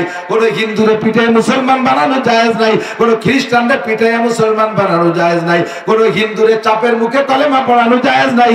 হিন্দু ভোটার আছে আপনার ইউনিয়নের ভিতরে, চেয়ারম্যান সাহেব, বুজুর্গ পীর সাহেব, ওই চেয়ারম্যান সাহেব হিন্দুদেরকে মুসলমান বানানোর জন্য ওই এলাকায় রাস্তা দেয় না, ওই এলাকায় ভিজিএফ কার্ড দেয় না, সরকারি কোনো সুযোগ সুবিধা তাদের দেয় না, ওই এলাকায় কারেন্ট দেয় না। এইভাবে চাপের মুখে তাদেরকে কলেমা পড়ানোর যদি চেষ্টা করে, এইটা শরিয়াতে গ্রহণ করে না, জায়েজ নাই। ইসলামের ব্যাপারে স্বাধীনতা আছে না নাই? কথা বল, স্বাধীনতা আছে না? লা ইকরাহা ফিদ্দিন, ধর্মের ব্যাপারে কোনো স্বাধীনতা আছে, কোনো জবরদস্তি নাই। আমলের ব্যাপারে আল্লাহ পাক রব্বুল আলামিন বলেন, আমলগুলো তোমাদের জন্য যা আমি বরাদ্দ করেছি সব আসান আমল। হ্যাঁ, সব আসান আমল। আল্লাহু আকবার, সব আসান আমল। আল্লাহ কা লা ইউকাল্লিফুল্লাহু, আমাদিক লা ইউকাল্লিফুল্লাহু নাফসান ইল্লা উসাহা। আমি শরীয়তের যত বিধান তোমাদের উপরে দিয়েছি, একটাও তোমার সাধ্যের বাহিরে না। বুঝেন নাই? যে জায়গা যে তোমার কষ্ট মনে হবে, ও জায়গা আমি বিকল্প সড়ক রাখছি। বলবো, যে জায়গা যে তোমার কষ্ট মনে হবে শরীয়তের বিধান, ও জায়গা আমি বিকল্প সড়ক রাখছি। রাস্তা ভাই ব্রিজ ভেঙে গেলি, ওই ব্রিজ সংস্করণের সময় লাল পতাকা দিয়ে ডাইন দিয়েটা ঘুরাইয়ে রাস্তা দেয় না, ডাইন দিয়ে বাম দিয়ে, ওর নাম কি? বিকল্প সড়ক। কি কয়? ভাঙ্গা রাস্তা যেখানে বিকল্প সড়ক সেখানে, ভাঙ্গা রাস্তা যেখানে বিকল্প সড়ক সেখানে। আল্লাহু আকবার। আমাদের জন্য আল্লাহ 5 ওয়াক্ত নামাজ ফরজ করেছে, কঠিন না সহজ? কথা কয় না? ওয়া ইন্নাহা লাকাবীরাতুন ইল্লা আলাল খাশিঈন। নামাজ কঠিন কার জন্য? যে নামাজ পড়ে না তার জন্য। যে লোকটা নামাজে অভ্যস্ত হয়ে গেছেন তার জন্য নামাজ না পড়া কঠিন। কথা কোন ঠিক না? ফজরের নামাজ যদি কারণবশত ছুটে যায়, ঘর থেকে বেরোতে ভয় লাগে, কি লাগে না? কারণবশত যদি জোহরের নামাজ ছুটে যায়, বিকেল বেলা বাইরে যাইতে ভয় লাগে, মাঠে যাইতে সময় মনে হয় আজকে মাঠের মধ্যে কোনো বরকত পাবো না। গাড়িতে উঠতে গেলে ভয় লাগে, না জানি আমার কারণে গাড়িতে অ্যাক্সিডেন্ট করে। অভ্যাসে যখন পরিণত হয়ে যায়, শরিয়ত জবকে তবিয়ত बन जाती है, शरीयत जबकि तबीयत बन जाती है तो शरीयत के अंदर कोई तकलीफ नहीं पहुंचती है। शरीयत যখন অভ্যাসে পরিণত হয়ে যায়, তখন আর কষ্ট মনে হয় না। কথা কন। অভ্যাসে পরিণত করলে আর কোনো ঝামেলা নাই। আর অভ্যাস যতদিন না হবে ততদিন এটা বড় কঠিন মনে হয়, খুব কঠিন। না বছরের না পড়ে গিয়ে শীতের চুমা উঠিয়ে আবার ঠান্ডা মানি তা আবার একটু উল্টো পাল্টা গেলি গোসল আরো কি আরো না আরো। আর যারা অভ্যস্ত হয়ে গেছে তারা কারণবশত গোসল ফরজ হয়ে গেলে ওই ফরজ গোসল যত রাতি হোক না কেন ওই সময় গোসল না করে বিছানে পিঠ দিতে ভয় পায়, না জানি যদি নাপাক অবস্থায় মরে যায়। ঠিক না? না জানি কি নাপাক অবস্থায় মরে যায়, এই ভয়টার সাথে সাথে যে গোসল তার একটু খারাপ লাগে না।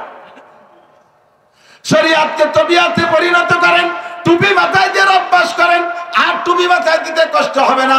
পাগড়ি পরার অভ্যাস করেন, পাগড়ি বানলে মাথা ব্যথা হবে না। দাড়ি রাখার অভ্যাস করেন, তাহলে আর কোনোদিন চুল কবে না। প্রথম একটু রাখছে, খাইজনি দাড়ি তাতে চুল কয়, এবার কেটে ফেলে দিছে, এবার সে পুরুষ অঙ্গ গুড়াইতে মেরে দিছে।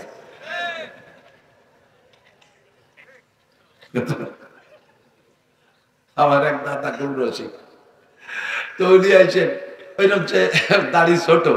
আমি দাদা কয়দিন আগে দিয়ে বড় দেখলাম, তাই ছোট হয়ে গেল কি রে? আরে মানুষের রাত্রি দাড়ির জ্বালায় মুখ রে চড়াইয়ে ভেঙে ফেলেছে। দাড়ির জ্বালায় মুখ চড়ালেন, দাড়ি শুই খেতা গায়ে দিই, দাড়ি একটা উঠে এসে খুসা দিয়ে না খুসা দেয়, মনে হচ্ছে মশা দেই চড়। এবার আর একটা এসে ঠেলাতে মনে হচ্ছে মশা দিয়ে, রাতটা ভর গেছে মুখ চড়ায় ভাঙছি, সকালে কেটে কেটে হাজার হাজার মানুষ লম্বা দাড়ি, তারা রাত্রি বছর কেমন মনে রে মুখ চলায় না, তুমি চলাও কে? আল্লাহু আকবার। মাগুরা গেছি মাহফিলে, পানি ভবন মাদ্রাসা মাহফিল। তো আমার আগে যে বক্তা বয়ান করতেছে ওই বক্তা দাড়ি ছোট ছোট। তো বক্তাদের সম্মানার্থে শ্রোতারা সামাসামি কিছু না বললে একজন একটা চিরকুট লিখে পাঠাইছে, হুজুর দাড়ি সম্পর্কে কিছু বলেন, দাড়ি সম্পর্কে কিছু বলেন। উনার নিজের দাড়ি যান ছোট, তাহলে যা বলবে ওই ছোটর পক্ষে বলতে হবে না, দলিল পর্চা যা দেবে ছোটর পক্ষে দিতে। তো উনি বলতেছেন দাড়ি ভালো জিনিস, রাখা ভালো, পুরুষের জন্য শান হয়, দেখতে ভালো, তবে অনেক লম্বা না রাখা ভালো। কেন অনেক লম্বা না রাখা ভালো ব্যাখ্যা দিতে হবে। তো বলতে হুজুর কেন অনেক লম্বা না রাখা ভালো? বেশি লম্বা হলে একটা পয় পবিত্রের একটা ব্যাপার স্যাপার আছে, পেশাব করতে বসলে সিটে দাঁড়িয়ে লাগতে পারে, এগুলি খাটো রাখা ভালো। কি বলেন সবাইকে? ঠিক হুজুর যা কয় সব ঠিক। আমি কিছু সর্বনাশ করছে, কি রুয়ে দিয়ে গেল একেবারে ওনার ওয়াজের শেষ মশলা এই কইয়ে নেমে চলে যাবে ঢাকা। এরপরে আমি স্টেজে চিন্তা করলাম, তো গাড়িতে উঠে গেলি, ওর তো সাইজ করা যাবে না। ও ভিতরে থাকতে থাকতে বললাম, আপনারা যে দাড়ি খাটো দাড়িতে লম্বা দাড়িতে পেশাব লাগার বয়তে খাটো হওয়ার পক্ষে ঠিক করলেন, কি বুঝে শুনে ঠিক করেছেন? তো এইটা যদি ঠিক হয় তাহলে আর একটা ঠিক করেন, পেশাব করতে বসলে দাড়ি যত লম্বা হোক, সিটে দাড়িতে লাগার ভয়, পেশাব করতে বসলে শরীরের অন্য অঙ্গ এ দাড়ির চাইতে পেশাবের বেশি নিকটে থাকে না? হ্যাঁ, পরনের কাপড়টা একেবারে নিকটে না? তাহলে যদি ওই বক্তা যদি দাড়িতে পেশাব লাগার বাচ্চা কাটে খাটো আরে, তো উনার প্রত্যেকবার পেশাব করতে হবে ন্যাংটা হইয়া লুঙ্গিতে লাগার বইতে। আগেরটা ঠিক না পরেরটা ঠিক? পরেরটা ঠিক না, ল্যাংটা হয়ে ছেড়ে দিছে। সুন্নতি পোশাকের অভ্যাস হয়ে গেলে আর সুন্নতি পোশাকে খারাপ লাগবে না। দস্তারখানের অভ্যাস হয়ে গেলে আর দস্তারখান বিছানাকে বিরক্ত মনে হবে না। মেসাকের অভ্যাস হয়ে গেলে আর মেসাকে কষ্ট মনে হবে না। ততক্ষণ না কেন মসজিদে নামাজ পড়ার অভ্যাস হয়ে গেলে ঘরে নামাজ পড়লে তৃপ্তি পাবেন না। যারা রেগুলার মসজিদে নামাজ পড়েন সাক্ষী দেন বাবা, কারণ বছর যদি একক তো মসজিদে যাইতে না পারেন, ঘরে একা একা নামাজ পড়েন, দেখবেন একা একা নামাজ পড়লে বেশিরভাগ ভুল হয়ে যায়। 4 রাকাতের নামাজে তো গড়বড় বাঁধবেই। 3 রাকাতে শুরু হয় 3 না 5, 4 না 5, 5 না 2, 2 না 1, নাকি বললাম না নাকি এলাম সে শুরু করে একটা মনে হয় আগের রাকাতে কোন শুরু করছি এনে কি করবো, শেষে দেয় যে শেষ শুরু করে দিচ্ছে নাচ এনে তাই কি করবো, নানান হযবরল শুরু হয়ে যায়। এই নামাজ সুন্নত মসজিদে পড়েন, দেখবেন 4 রাকাতে ভুল হয় না। আপনি বাড়ি পড়েন পিরাই কিন্তু ভুল হবে। মিথ্যে কথা কইছি? এই অ্যাক্সিডেন্ট তো আমারও হয় মাঝে মাঝে, যেদিন বাড়ি ভুল করে পড়িয়ে বেড়াই। শরীয়ত को तबीयत बना लेना, শরীয়ত যদি তবিয়াত হয়ে যায়, অভ্যাসে পরিণত হয়ে যায়, যেই মহিলা বোরকা পরার অভ্যাস আছে ওই মহিলা খালি মাথায় বিনা বোরকায় বাইরে যাইতে পারবে? কথা বলেন পারবে? আল্লাহ একই মহিলা এক একটার এক এক স্বভাব। আমি মক্তবে যখন পড়াইতাম, ছাত্র ভাইয়ের মক্তবে পড়াইতাম, 200-250 টাকা বেতন পাইতাম, তাই দিয়ে 2-3 ভাই পড়তাম, এই জন্যই মক্তবে পড়াইছি, ইমামতি করছি। তো সেই সময় ওই মেয়েরা যারা আসতো পড়তে, একটু বড় হয়ে উঠলে তাদের বলতাম যে তোমরা বোরকা পরে এসো। তো মহিলাটা বলতেছে, হুজুর আমার ইমান আছে। একটা মেয়ে বলতো আমার ইমান আছে। তোর কিরম ইমান আছে? যে আগে একদিন মসজিদে জুমুদ্দিন বয়ান করছেন, আমাকে বাড়িতে ভাসে, আপনি বলছেন যে যার লজ্জা আছে তার ইমান আছে। আমার লজ্জা আছে, এই জন্য আমার ইমান আছে। আর ইমান থাকলে তোর বোরকা লাগে না। আমাকে তোমার কিরম লজ্জা আছে? কয় হুজুর আমার বোরকা পরতে লজ্জা করে। আর লজ্জা থাকলে ইমান আছে, আর ইমান থাকলে বোরকা লাগে না। শয়তান কোথাকার! শয়তানকে আমি তো খালি শয়তান, ওটা সাড়ে শয়তান। মহিলা যদি বোরকার অভ্যাস হয়ে যায় আর বিনা বোরকায় বাইরে যাইতে পারে না, মহিলা যদি নামাজের অভ্যাস হয়ে যায়, আজান হইলে কোনো কামের মধ্যে আর হাত লাগায় রাখতে পারে না, সব কাম কাজ হইলে নামাজে যাইতে বাধ্য হয়। কথা কোন ঠিক কি না? আল্লাহু আকবার বলতে যে সরে যাইতেছি, যে মুনতাসির বলি নিচে আগে হযরত আলী বাহা এলোমেলো যেটা আসে সেটি কম। রাজি আছেন ইনশাআল্লাহ? যে যে জায়গার সমস্যা ওইগুলো এসে যাবে ইনশাআল্লাহ। সবই আমার কার্য জরুরি। নুন ওয়াল কালামি মা ইয়াসতুরুন। আমি আপনি যদি হিদায়াতের বাণী গ্রহণ না করি, আল্লাহর কিছু আসে যায় না। কাজেই কুরআন শরীফের যত মাসালা আছে এগুলো বলতে গিয়ে আল্লাহর কসম খাওয়ার কোনো দরকার নাই, কসমের কোনো দরকার নাই। কসম তো সমাজে ওই লোকটাই খায় যেই লোকটা নিজের স্বার্থ উদ্ধার করতে যাইয়া বাধাগ্রস্ত হয়। স্বার্থ উদ্ধার করতে গেছে, তারা বিশ্বাস করেন আমারে 10,000 টাকা দেন, কয় না তোরে টাকা দেবো না, তুই সিটার বাটপার। আল্লাহর কসম শুক্রবারে দেব। এই 10,000 টাকা নেওয়ার জন্য সে কসম খায়, নিজের বিশ্বস্ততা তৈরি করে। আমার আল্লাহ তো সিটার বাটপার না, আমার আল্লাহ ধোঁকাবাজ না। আল্লাহ আমার রব্বুল আলামিন, আমার আল্লাহ পাকের কথা কেউ খাইলেও ভালো না খাইলেও ভালো। আল্লাহ কেন কসম খায়? আল্লাহ কয় তোমাদের মতো সিটার বাটপাররা আমার কথা বিশ্বাস করো না, সেই জন্য আমি কসম খাই। আমি সিটার বাটপার, সেজন্য কসম খাই না। তোমরা ধোঁকাবাজ, কথা খাও না, এই জন্য তোমাদের সামনে কসম খেয়ে বলি। কসম খাইলেন কিসের কসম? আল্লাহর সৃষ্টি জগতের ভিতরে যত শ্রেষ্ঠ জিনিস আছে তার মধ্যে একটা হলো কলম। 5টা জিনিস বানাইছে আল্লাহ নিজ হাত দিয়ে। 1 নম্বরে আরশ, আল্লাহর আরশ আল্লাহ হাত দিয়ে বানাইছে। 2 নম্বরে কলম বানাইছে হাত দিয়া। 3 নম্বরে জান্নাতে আদন। 8টা জান্নাতের মধ্যে জান্নাতে আদন বানাইছে আল্লাহ হাত দিয়া। 4 নম্বরে মুসা আলাইহিস সালামের তাওরাত লিখেছে আল্লাহ হাত দিয়া। 5 নম্বরে গোটা মানব জাতির মাথা বানাইছে আল্লাহ হাত দিয়া। একটু কান্না সুবহানাল্লাহ। এই 5টার প্রতি আল্লাহর দরদ বেশি, তাই আল্লাহ কলমের কসম কে বলে ওয়াল কলম। এ বান্দা ভালো করে শুনে নে, আমি কলমের কসম কে বললাম অল কলম। কি কয়?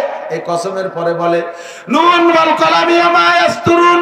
নবী পাককে সান্তনা দিচ্ছে, মা আনতা বিনিমাতি রাব্বিকা বিমাজনুন। হে নবী, আপনারে মক্কার আরবের কাফেররা পাগল কয়, আপনারে পাগল কয়। আপনি নাকি পাগল? আপনি একটু মন খারাপ করবেন না, আপনি যে পাগল না এর সার্টিফাই আমি আল্লাহ করে দিলাম। মা আনতা বিনিমাতি রাব্বিকা বিমাজনুন। আপনি আপনার রবের নিয়ামত, আমার নবী পাগল না। কথা বলেন ঠিক কি ঠিক না? আমার নবীরে যে পাগল কয় ওইটা একেবারে দামড়া ছাগল। জোর হলো না? ওটা কি? দামড়া ছাগল, ফাটা ছাগল।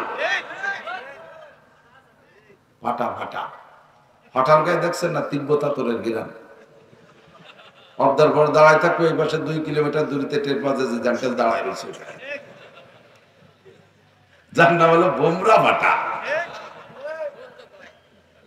হ্যাঁ, আমার নবীর নিয়ে যারা সমালোচনা করে, নবীকে পাগল বলে, চরিত্রহীন বলে, ওরাই অরিজিনাল চরিত্রহীন। ঠিক কিনা? মক্কার আরবের এক লোক নবী পাককে গালি দিয়েছে, এক কাফের নবী পাককে গালি দিয়েছে সরাসরি। তো গালি দেওয়ার পরে হুজুর আলাইহিস সালাম বললেন, এই খবর নাও, এই ছেলেটার জন্মের মধ্যে সমস্যা আছে। ছেলেটার জন্মের মধ্যে ওই ছেলেটা যদিও কাফের, ওর বিশ্বাস যে মুহাম্মদ সাল্লাল্লাহু আলাইহি ওয়াসাল্লাম যা বলছে ওর মধ্যে সন্দেহ নাই। ও ডাইরেক্ট ওর মার কাছে চলে গেছে, মা মুহাম্মাদের কলেমা পড়ি নাই, মুহাম্মাদের ইসলাম গ্রহণ করি না, তবে মুহাম্মদ মিথ্যে কথা বলে না। আমি তারে গালি দিলে সে আমাকে বলল যে এই ছেলেটার জন্মের মধ্যে সমস্যা আছে। মা তুমি সত্যি কথা কও দি, আমার জন্মের মধ্যে সমস্যা আছে নাকি? ওর মা কয় যে আল্লাহে তোর জন্মের মধ্যে সমস্যা আছে, তুই যে বাবার পরিচয় দিস ওটা তোর বাপ না।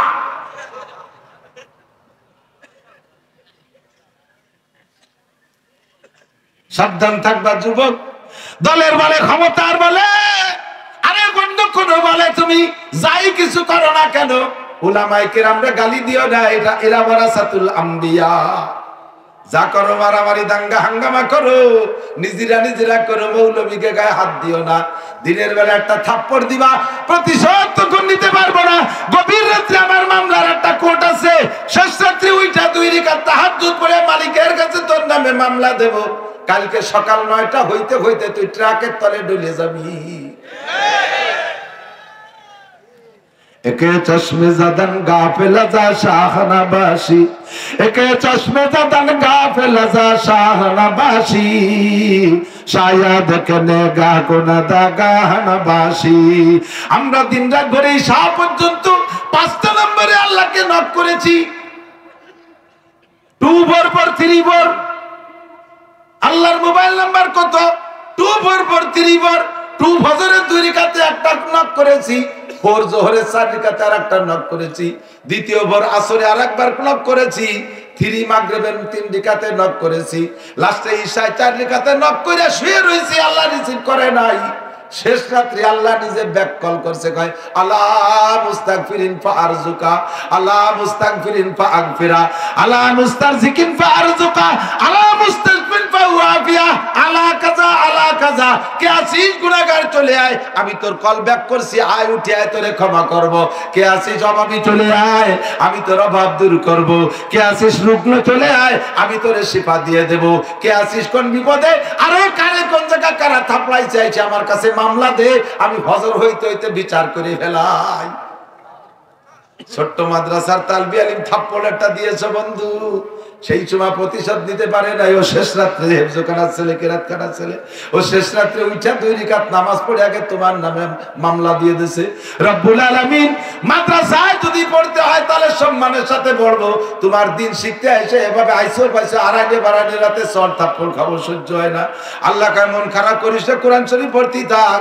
ফজরের সময় মাইকে খবর পাবি, ফজরের নামাজের আজান হওয়ার আগে আগেই খবর আসলো, শোক সংবাদ, শোক সংবাদ, শোক সংবাদ। কি হয়েছে? অমকের বিটা অমক 16, 18, 20, 22 বছরে ধামলা, রাতের বেলা হঠাৎ করে স্ট্রোক করে মরে গেছে। এ ঘটনা ঘটতে পারে? জোরে বলো পারে? সকালবেলা মোটরসাইকেল নিয়ে রাস্তায় যাবি, বালির ট্রাকের সাথে ডলে যাবি, কুত্তর গোস্ত কোন টুকার তোর গোস্ত কোন টুকা আলাদা করা যাবে না। সাবধান থাকবি। আরে যদিও সামনের বার তোরে কইতে পারলাম না তোর জন্মের দোষ আছে, তুই জারস সন্তান হারামজাদা জাইরের বাচ্চা, সামনের বার কইতে পারলাম না, তবে তোর বিয়াদবিতে বুঝে নেছি তোর জন্মের মধ্যে দোষ আছে। নবী পাক আল্লাহ পাক বলেন আপনার জন্য অপরিসীম সীমাহীন নিয়ামত পুরস্কার প্রতিদান আমার পক্ষ থেকে রয়েছে। হে নবী আপনি 1 নম্বর পুরস্কার নিয়ে নেন, ওয়া ইন্নাকা লাআলা খুলুকিন আযীম।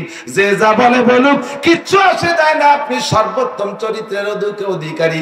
2.5-3 লক্ষ নবী রাসূলের, আরে দুনিয়ার সাধারণ মানুষ বাদ দাও, 2.5 লক্ষ 3 লক্ষ নবী রাসূলের চরিত্র তো বাছাই করা চরিত্র। এই 3 লক্ষ নবী রাসূলের চরিত্রকে এক জায়গায় করলে যতটুকু হয়, আমার একা নবী একার চরিত্র তার চাইতে সুন্দর। ঠিক কি না?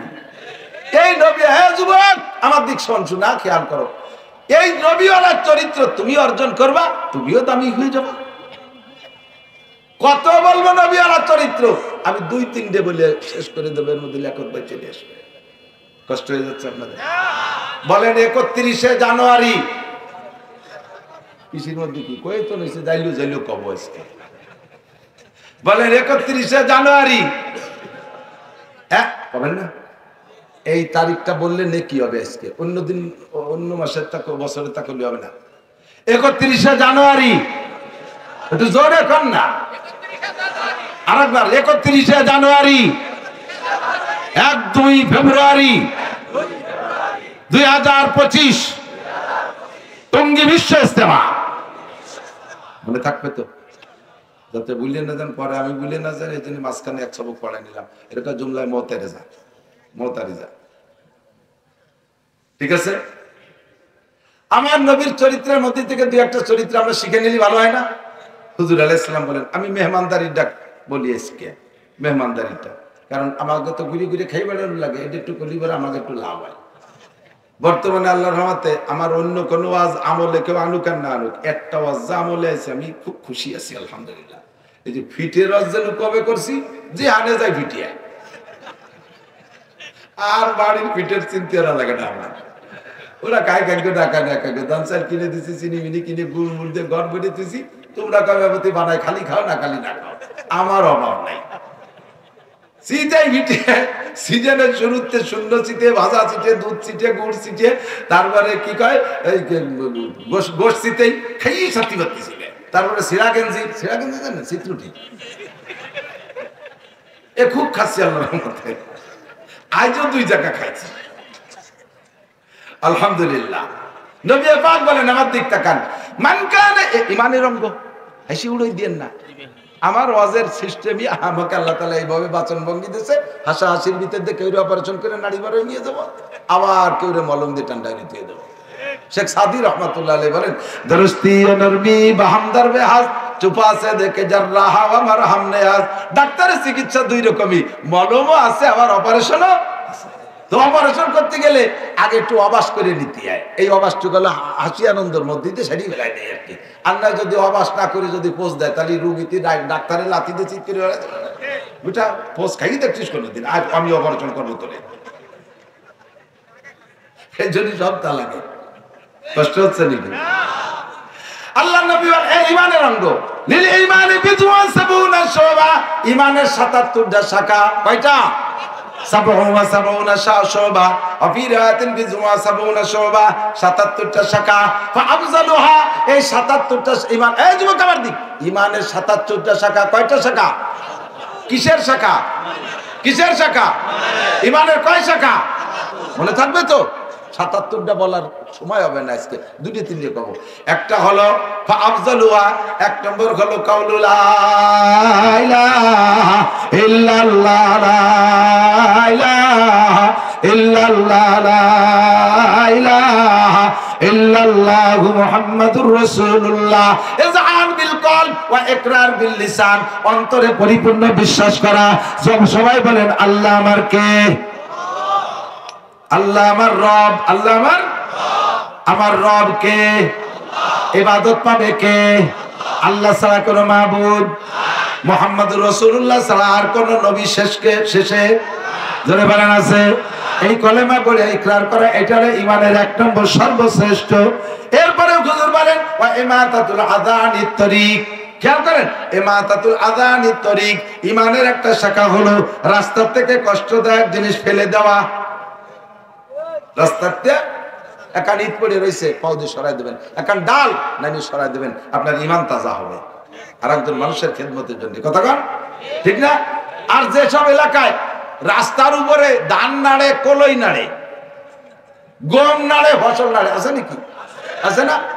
অন্যাসে ঠেলে ঠেলে খালের মধ্যে ফেলে দেবে। রাস্তা কিন্তু আর কলই নাড়াতে উঠোন বানাইছে নাকি? হ্যাঁ, আমাকে ওই বসে গোপালগঞ্জ যাইতে, আমার বাড়িতে গোপালগঞ্জ যাতে এক গ্রামের নাম মানিহার, হিন্দু জুমচা, এইরকম উঁচু হয়ে খেসারি কলই নাড়ছে। আমি যাচ্ছি মোটর সাইকেলে, ওর মধ্যে কোনো মতে মোটর সাইকেল ঢুকতে পারবো না। এর মধ্যে ব্যান এলা এসে, এদের আগে তো পাবো না ব্যান, আগে তো বইছিল না, এদানি মোটর ব্যান হয়েছে না, সে মোটর ব্যান গতিতে গতিতে ঢুয়ে দিছে, দিলে আটকে গেছে। এখন মোটর ব্যান খ্যাট খ্যাট খ্যাট খ্যাট করতেছে, মোটর কাকা পারতেছিলেন, আমি ঠেলা দাও। আমি ওই যে সাইডে একটু ফাঁকা জায়গা, ওই পাশে আমার মোটর সাইকেল তো 2 চাকা ওই দিক দিয়ে নিছি, সে কলই নাড়া বিটি ভাসে থাই আমার দিকে ঘুরাইছে এনেছে। আর কত দেখলে কত বড় কুজলো হুজুর, আমি কলই নার্সনটা মইলে দিয়ে দেবো, উনি নিচে দিয়ে যায়। আমি হাসতে হাসতে ঘুরে এসেছি, ও আমার বিপদে ফেলাবে বলে কলই নাড়ছে, আমি বিপদ থেকে পাশ কেটে চলে যাচ্ছি বলে আমার বড় রাগ, আর আমার একটা কুজলো হুজুর।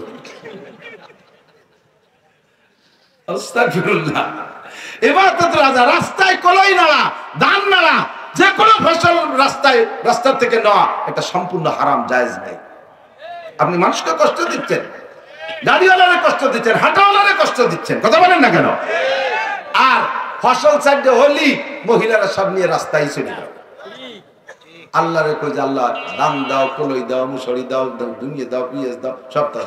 আল্লাহ কয় তোরা মৌলবীরা তো দোয়া করি যে দেশে যদি সাইডে হয় তাহলে তোমরা সাইডে কালেকশন হতে পারো, কিন্তু ফসল সাইডে দিল্লি দেওয়া যে রাস্তায় যে ড্যান্স করতেছে দিন ভোরে রাস্তায় মলি ভেঙে তুইছে, আমরা মলি টলি দিয়েছি। আগে তো বলতো গরু দিয়ে, এখন বলে অফিসার দিয়ে, প্রাইভেট কার দিয়ে বড় বড় অফিসার মুফতি সাহেব মহাদেশকে ঝুলিয়ে দিয়েছে গরুর মতো। আমরা মলি টলি থিয়ে যাবো, সন্ধ্যের আগে আসরের পরে যে মহিলা কুলো নিয়ে ড্যান্স করতে তাহলে আল্লাহকে দান দেব কি? দিলি তো নিয়ে বউদের রাস্তায় নাচাতি তালে, তাও ফসল চাইতে দিলি রাস্তায় খেলা দেবেন ঠেলিয়ে। ইমামতুল আযানের তারিখ, এটা ইমানের অঙ্গ। কেন আপনি নাড়বেন রাস্তায়? আপনার বাড়ি নেবেন, এই রাস্তা যদি পাকা না হতো, মাটি হতো, তাহলে কি হতেন? সে সময় তো আসতেন না। এই জন্যই জায়গায় জায়গায় যে এলাকায় ফসল বেশি নাড়ে সেই এলাকায় দোয়া করি আল্লাহ এই রাস্তা যেন ভেঙে চুরে চুরমার হয়ে যায়। যাই আমরা খলিতে গড়িতে গেলাম, তারপরে ফসল তো নাড়তে এবার দোয়া করো, সালাম দিছি আল্লাহ। ইমামতুল আযানের তারিখ। এরপরে হুজুর বলেন ওয়াল হায়াউ শুবাতুম মিনাল ঈমান। আমার দিক ওয়াল হায়াউ শুবাতুম মিনাল ঈমান, লজ্জা ঈমানের অঙ্গ। লজ্জা ঈমানের অঙ্গ কিভাবে হুজুর কয়? ইজা ফাতাকাল হায়া ফাফআল মা শিতা, তোমার যখন লজ্জা চলে গেছে তখন তুমি যা খুশি তাই করতে পারো। লজ্জা থাকলে যা খুশি করা যায় না, কথা কোন ঠিক ঠিক না? আল্লাহু আকবার। বলবাড়ি এক জায়গায় মাহফিল, দলার হুজুর গেছেন, বাইতে দলার হুজুর যাইয়ে গাড়িতে নামিয়েই পাগল হয়ে গেছে পেশাবের জন্য। মিয়া পেশাবখানা কোন যা, মিয়া পেশাবখানা কোন যা, গেছে রাত্রি রাত 7টা 8টা। আমি বললাম যে হুজুর বুড়ো মানুষ এইভাবে পেশাব সাফাই রাখলি পেশাবের ক্ষতি হয়, কিডনির ক্ষতি হয়। কয় যে বাহির দিতে রওনা দেওয়ার পরে একটু পরে পেশাব আছে, কিন্তু রাত্রে যাচ্ছে গাড়িতে, কোন জায়গা বসবো সেই বসার জায়গায় খুঁজে পেলাম না সারা রাস্তায়। লজ্জাতে মনে করি যে নামি বসলি কেটা না কিনা জন্য দেখবে না, কেটা না কিনা জন্য দেখবে না, এই লজ্জাতে সারা রাস্তায় পেশাব করতে পারিনি রাতের বেলা, বুড়ো মানুষ। আর বাটি ভাড়ার মোড়ে দেখি যে 5 জন গোল হয়ে দাঁড়াইয়ে জামাতে পেশাব করতেছে, পাল্লাতেছে কি রাখার বাউ ভিজেতে পারে। সাড়ে হারামজাদার দল। লজ্জা থাকলে এই কাম করতে পারে, কথা বলেন? লজ্জা চলে গেলে যা খুশি করা যায়, কাঁচা দেওয়া যায় লজ্জা চলে গেলে, গালাগালি করা যায় লজ্জা চলে গেলে, মাথার কাপড় ফেলা যায় লজ্জা না থাকলে, পাশা বেরোনো প্যান্ট পরা যায়। দেখছে না পাশা বেরোনো প্যান্ট কি ফার্স্ট ক্লাস ভাষা, ইনুন খুলি দিয়ে বছর বছর বইছে প্যান্ট যদি ওদের দিয়ে বার হয়েছে পায়খানা করে দিলে প্যান্টের কোনো অনেক হবে না। নামাজে গেছে সিজদার মধ্যে রুকুতি, গেঞ্জিটা এদিক চলিয়েছে, প্যান্টের দিক চলিয়ে ফাঁসার 2 গিরি বার হয়ে গেছে, পিছনে হাসতে হাসতে চলে যাচ্ছে। এই নামাজ পড়বি না, আপনিও যাই না, যে ধ্যানকে কি ভাষা পারবেন আপনি জীবনের ভাষা বাইরে প্যান্ট করতে? লজ্জা থাকলে এই প্যান্ট করতে পারে? মার সামনে, মায়ের সামনে, পুলিশ সামনে, শাওলির সামনে, নাবির নিচে লুঙ্গি নামাই একটা বেনাপোল বর্ডারের ধারে পিলারের ধারে নিয়ে বাঁধছে। লজ্জা যদি থাকে তাহলে এইরকম জায়গায় লুঙ্গি পরতে পারে?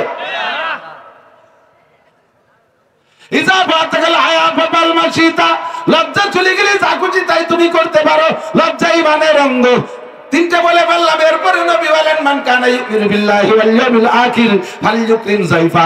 এই আমার দিক, তুমি যদি আখিরাতকে আল্লাহর উপরে বিশ্বাস রাখো, আখিরাতের উপরে যদি তুমি বিশ্বাস রাখো, আল্লাহর প্রতি বিশ্বাস আছে? সবাই সাক্ষী দেন আখিরাত আছে, আখিরাত আছে। 2 জায়গায় যদি বিশ্বাস রাখো, নবী পাক বলেন ফালইউকরিম যায়ফা, তাহলে তুমি তোমার মেহমানকে মেহমানের চাহিদা অনুযায়ী ইকরাম করো, যেমন মেহমান তাকে সেরকম ইকরাম করো। খেয়াল করেন, শুনতেছেন? মেহমানের সাথে সেভাবে আচরণ করবেন। মেহমান আসলে খুশি হবেন, মেহমান আসলে খুশি হবেন, বেজার হবেন না। মেহমানদের পাইয়ে পর্যাপ্ত মেহমানদারি করবেন। আর মেহমান কি কি চায়, কিসে খুশি, আগের তো জানা থাকলে তো জানা থাকলো, না জানা থাকলে নতুন মেহমান হলে জেনে নেবেন যে আপনি বেতাকাল্লু, আরবিতে বলে উলামায়ে কেরাম বলে বেতাকাল্লু, তার মানে কোন মাইন্ড, ডোন্ট মাইন্ড, কোনো অন্য কিছু মনে করবেন না, আপনার কি কি চাহিদা আপনি বলবেন আপনি আমার জন্য রান্না করছেন মোটা মোটা 10-15 প্রকার, একটাও আমি খাতি পারি না। মিষ্টি মিষ্টি পিঠা বানাইছেন, আমার ডায়াবেটিস 22। তাহলে এই যে রাতভর যে পিঠে বানাইছেন তা জলে গেল না? আপনার মন খারাপ হবে না? আপনার বোর মন খারাপ হবে? আপনার এবারে রাত্রি একটা কিছু কবে যে তুমিও আনারি শুনবা না হুজুর কি খায়? প্রথম সাক্ষাৎ সালাম, আসসালামু আলাইকুম রাহমাতুল্লাহ, ভদ্রতার সাথে একটা সুন্দর সালাম দেবেন, আফসোস সালাম। এরপরে মুসাফায় হাত দেবেন, এই মুসাফা এদিক তাকান, মুসাফা করবেন, প্রত্যেকের হাতের এই বুড়ি আঙ্গুলের একের গলা পর্যন্ত হাত মিশিয়ে দেবেন, একটু এই জায়গা সোয়া দিয়ে হুজুর আসি হুজুর মুসাফা করছেন, সোয়া সুই, এই সোয়া সুই মুসাফা না, সুন্দর করে হালকা ভাবে একটু চেপে ধরবেন, জোরে চাপ দিয়ে আবার আঙ্গুল কড়কড়া ভেঙে ফেলবেন না, ধরে হালকা একটু জাকি, একটু হালকা জাকি, জোরে জাকি।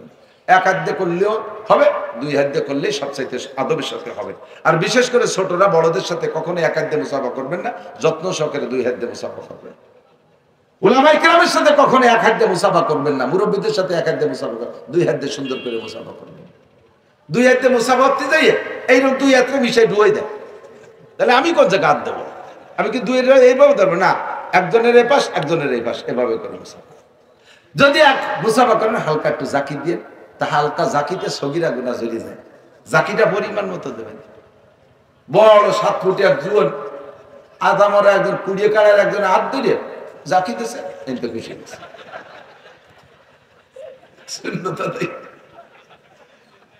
সগিরে গুনাহ যায় জাকি মেলাতে যাইয়া সে কবিরে হাত পড়িয়ে গেছে পরিমাণ মতো।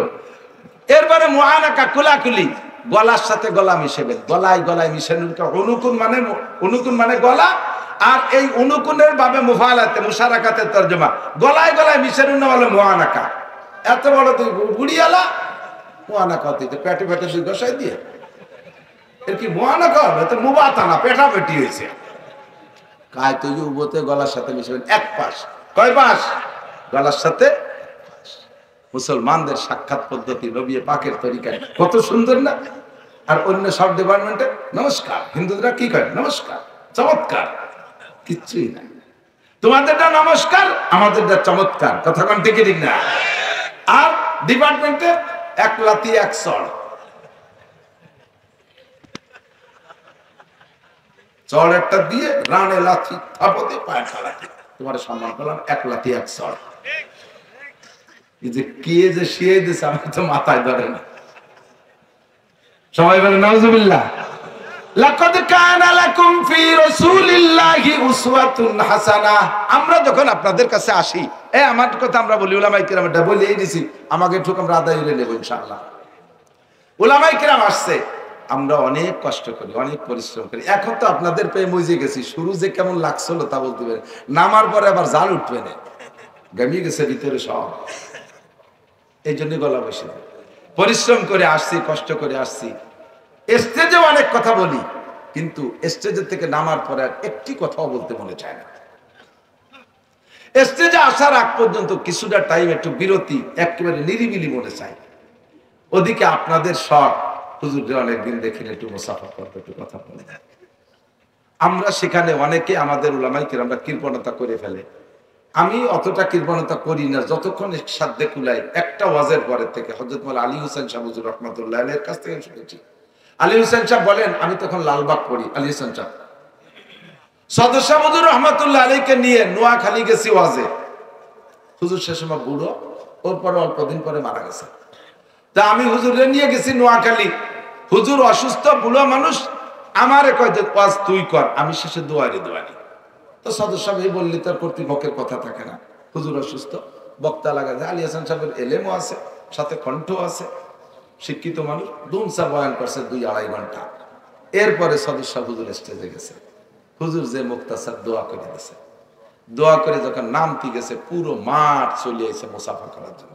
আলী হাসান সাহেব তো জুয়ান মানুষ, সামনে যায় একদম মুসাফা করতে, দেখি যা হুজুর কথা বলো, দুর্বল অসুস্থ হয়ে গেছে। বলার সাথে সাথে সদস্য আলী হাসান সাহেব, হ্যাঁ দুর্বল কে, আমি হয়েছি না তুই হয়েছিস?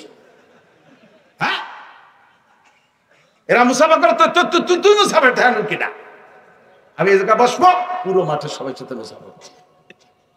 এর ভিতরে একটা লোক যদি জান্নাতে যায় আর আমি যদি তার সাথে দুনিয়ায় মুসাফা করা থাকে, কিয়ামতের ময়দানে সে আমার ধুয়ে জাতি পারবে না। তুই মুসাফা ঠেকাইস,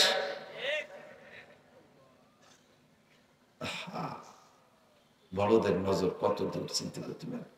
আর আমরা বক্তারা ভাবের জ্বালায় ইনমুড়ি পকেটের মধ্যে হাত দিচ্ছি, ইনমুড়ি গুটুস খুশ করেছে। তোমার হাতের এত দাম, তোমার হাতকে শোনাই দেবেন না। পাবলিকের হাতের সাথে হাত মিশাইলে তোমার হাতে গন্ধ হয়। মুসাফা করলে ঘৃণা করে। আসেন আমি মুসাফা করবো, আমি আর দেবো না, ওই হাত দিয়ে এখনই ভাত খাবো। আপনার হাতের মধ্যে আমার রোগের শিফা থাকতে পারে। আপনার হাতের ছোঁয়ার ভিতরে আপনি ভয় পাচ্ছেন যে রোগ জীবাণু থাকতে পারে না, আমি মনে করি এর ভিতরে হাতের ভিতরে হাতের ভিতরে শিফা থাকতে পারে।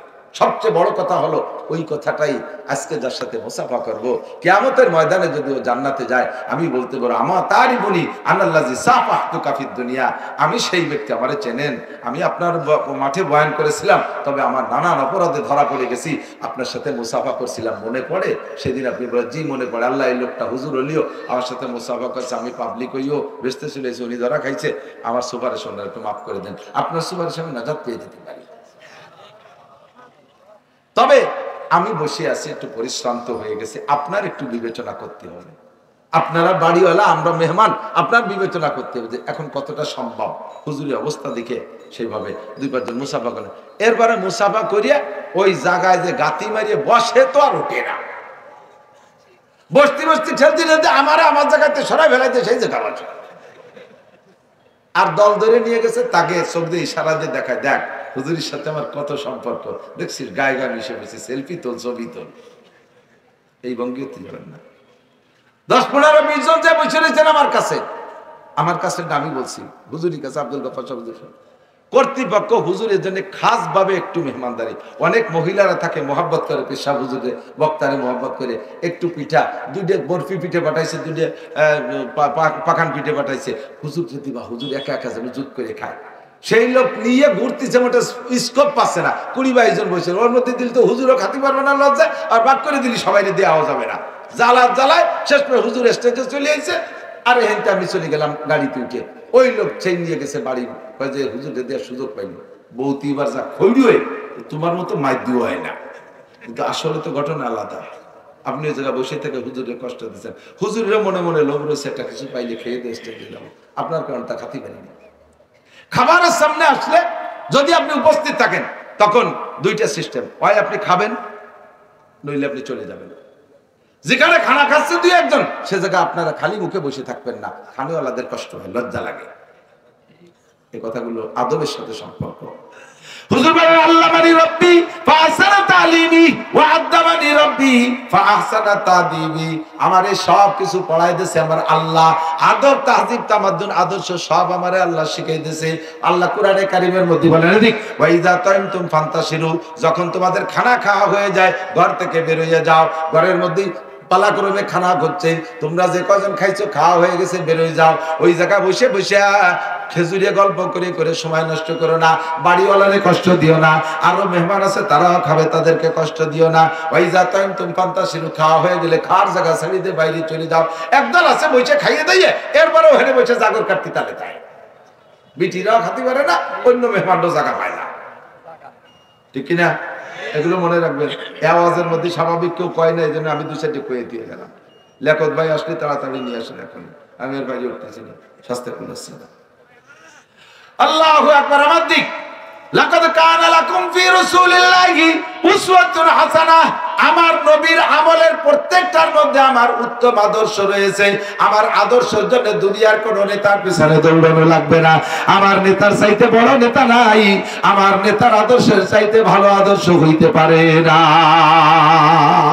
আমার নেতার আদর্শের উপরে যদি কেউ কলম ধরে, কেউ জবান খুলে, ওরে তার কলমটা মুসরায় ভেঙে ফেলাই দেব, তার জবানকে আমরা স্যান্ডেল দিয়ে বড় সোজা করে দেবো। কতক্ষণ আমার নবীর চরিত্রের উপরে আর কাহারও চরিত্র জগতে আসে নাই। আল্লাহ পাক রব্বুল আলামিন এই আদর্শ আমাদের অর্জন করার তৌফিক দান করে, সবাই বলি আমিন। আমি ক্লান্ত শ্রান্ত দুর্বল, আর পারতেছি না, এখনই দোয়া হবে। লেখক ভাইজান মনে এসে পারবে না, اللهم صل على محمد وعلى آل سيدنا محمد وبارك وسلم اللهم صل على محمد وعلى آل سيدنا محمد وبارك وسلم الحمد لله رب العالمين والصلاة والسلام على أشرف الأنبياء والمرسلين ربنا ظلمنا أنفسنا وإن لم تغفر لنا وترحمنا لنكونن من الخاسرين আয় মেহেরবান আল্লাহ আমাদের জীবনের সব গুনাহ maaf করে দেন আয় আল্লাহ আমাদের সব গুনাহ maaf করে দেন আজ সারা দিন ব্যাপী রাতের এতক্ষণ পর্যন্ত যত বয়ান শুনেছি এরপর আমল করার তৌফিক দান করেন